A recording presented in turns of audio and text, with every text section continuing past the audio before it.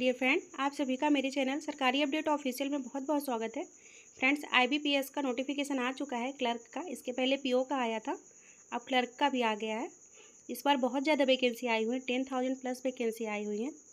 तो आप फॉर्म भर दीजिए। ये आज ही आया है, आज से ही फॉर्म भरना स्टार्ट हो चुके हैं। और इसकी लास्ट डेट रहेगी फॉर्म भरने की 21 अगस्त। और आपकी फ़ीस पेमेंट करने की भी लास्ट डेट रहेगी 21 अगस्त। और आपका एग्ज़ाम शेड्यूल कराया जाएगा अक्टूबर 2025 को। रिजल्ट आ जाएगा नवंबर में। अब मेन एग्जामिनेशन होगा नवंबर में और सीट आपको अलॉट हो जाएगी मार्च 2026 तक। बैंक का काम बहुत फास्ट रहता है, आपको लगभग 6 महीने के अंदर अंदर आपको सीट अलॉट हो जाती है। और अगर आप क्वालिफाई कर जाते हैं तो पहले आपको प्री क्वालिफाई करना होगा। अगर आप प्री क्वालिफाई कर लेते हैं तो आपको मेंस में बैठना होगा। मेंस क्वालिफाई कर लेंगे देन आपका इंटरव्यू नहीं होता। पीओ में इंटरव्यू होता है लेकिन क्लर्क में इंटरव्यू नहीं होता। तो ये पूरा इंट्रोडक्शन है। ऑफिशियल वेबसाइट का लिंक मैं आपको दे दूँगी अपने डिस्क्रिप्शन बॉक्स में, तो आप जाके चेक कर सकते हैं कि किस पेज में आपको क्या दिया गया है। ये पूरा 74 पेज का नोटिफिकेशन है, बहुत बड़ा नोटिफिकेशन है। इसके पार्टिसिपेटिंग बैंक रहेंगे bank of Baroda, bank of India, bank of Maharashtra, Canara bank, central bank of India, Indian bank, Indian overseas bank, Punjab national bank, Punjab Sindh bank, UCO bank and union bank. तो ये टोटल बैंक है। तो ये पार्टिसिपेट, यहाँ आपको क्लर्क की job मिलेगी। आपके एलिजिबिलिटी क्राइटेरिया इसमें होने वाला, आपका सिर्फ ग्रेजुएशन होना चाहिए किसी भी स्ट्रीम में। अगर आप ग्रेजुएट हैं तो आप फॉर्म भर सकते हैं। इसमें परसेंटेज का भी कोई क्राइटेरिया नहीं है कि आप किस परसेंटेज से आपका क्वालिफाई होना चाहिए 12th की ग्रेजुएशन। आप अगर किसी भी स्ट्रीम में कितने भी परसेंटेज के साथ पास आउट हैं तो आप फॉर्म भर सकते हैं। फिर नेशनैलिटी है, सिटीजनशिप है। Candidate must be either citizen of India, subject of Nepal अथवा सब्जेक्ट ऑफ भूटान। फिर आपकी मिनिमम एज होनी चाहिए 20 ईयर एंड मैक्सिमम एज होनी चाहिए 28 ईयर। और आपको कैटेगरी वाइज एज रिलैक्सेशन दिया जाएगा। अगर आप SC/ST से हैं तो आपको 5 ईयर्स का एज रिलैक्सेशन है, मतलब आप 33 ईयर तक फॉर्म भर सकते हैं।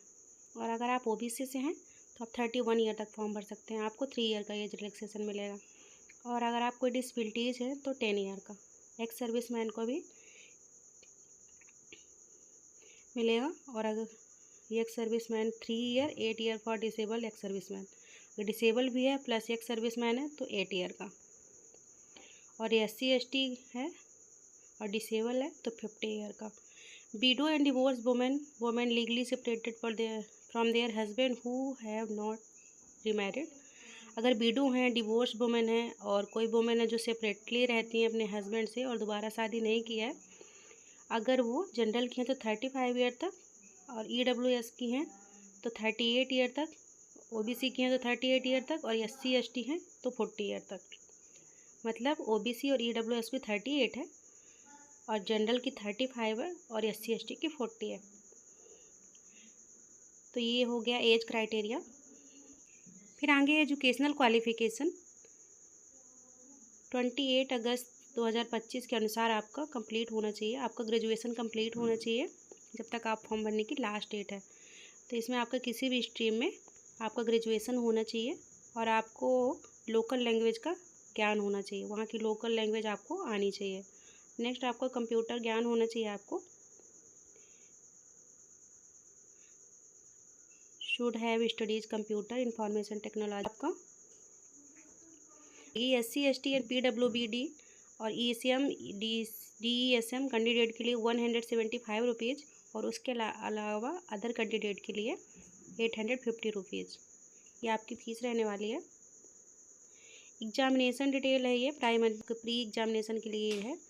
English language, numerical ability, reasoning ability. English के 30 क्वेश्चन रहेंगे, 30 मार्क्स के। आपको 20 मिनट टाइम दिया जाएगा। इसमें सेक्शनल टाइम दिया जाता है। तो इंग्लिश आपको करना होगा 20 मिनट में, 30 क्वेश्चन रहेंगे 30 मार्क्स के। फिर आपकी मैथ रहेगी, न्यूमेरिकल एबिलिटी, 35 क्वेश्चन 35 मार्क्स, इसका भी 20 मिनट ही मिलेगा। और रीजनिंग का 35 क्वेश्चन 35 मार्क्स 20 मिनट। टोटल आपको 1 घंटा टाइम दिया जाएगा और 100 क्वेश्चन रहेंगे। मेन एग्जामिनेशन में आपका जनरल एंड फाइनेंशियल अवेयरनेस, ये 40 क्वेश्चन रहेंगे 50 मार्क्स के। इसके लिए भी आपको 20 मिनट टाइम दिया जाएगा। फिर जनरल इंग्लिश 40 क्वेश्चन 40 मार्क्स और 35 मिनट। रीजनिंग एबिलिटी के लिए 40 क्वेश्चन 60 मिनट, नहीं 45 क्वेश्चन 60 मार्क्स और 35 मिनट। और मैथ के 35 question 50 marks and 30 minute. Total आपको 120 मिनट मिलेंगे, मतलब 2 घंटे। 155 क्वेश्चन रहेंगे, 200 नंबर का आपका पेपर रहने वाला है। ये आप वेबसाइट पे जाके फॉर्म भर सकते हैं, www.ibps.in, जो ऑफिशियल वेबसाइट है। फिर आपको किस स्टेट में आपको किस भाषा का ज्ञान होना चाहिए ये बताया गया है। जैसे अंडमान निकोबार में आपको इंग्लिश एंड हिंदी आनी चाहिए, आंध्रा में आपको इंग्लिश हिंदी तेलुगु। मान लीजिए आप अपने मध्य प्रदेश का देख सकते हैं, इंग्लिश एंड हिंदी।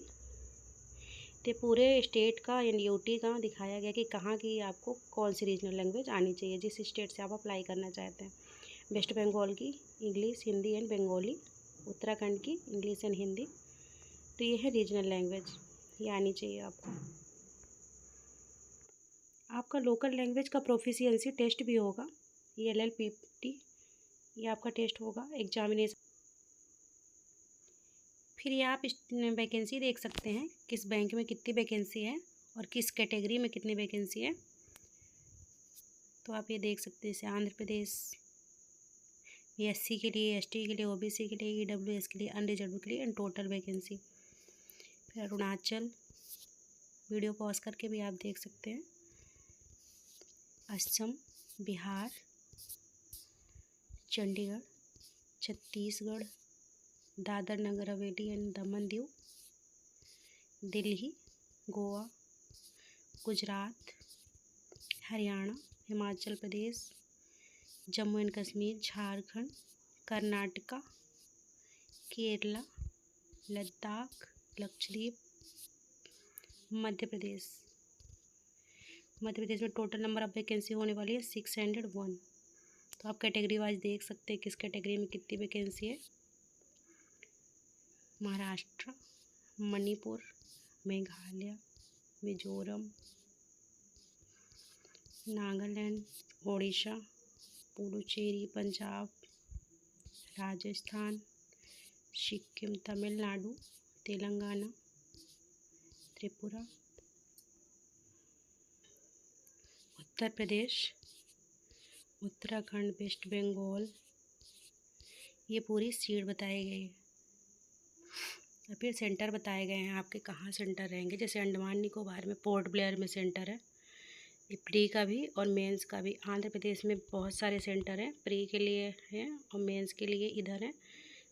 फिर अरुणाचल प्रदेश में, असम में भी मेन के भी सेंटर बताए गए हैं कि मेन एग्जामिनेशन आपका कहाँ कहाँ होगा। प्री के भी बताए गए हैं एग्ज़ाम सेंटर, तो आप देख सकते हैं स्टेट वाइज। जैसे मध्य प्रदेश का है सेंटर भोपाल, ग्वालियर, इंदौर, जबलपुर, सागर, सतना और उज्जैन। और मेंस होगा भोपाल, इंदौर, ग्वालियर, जबलपुर, सतना, उज्जैन।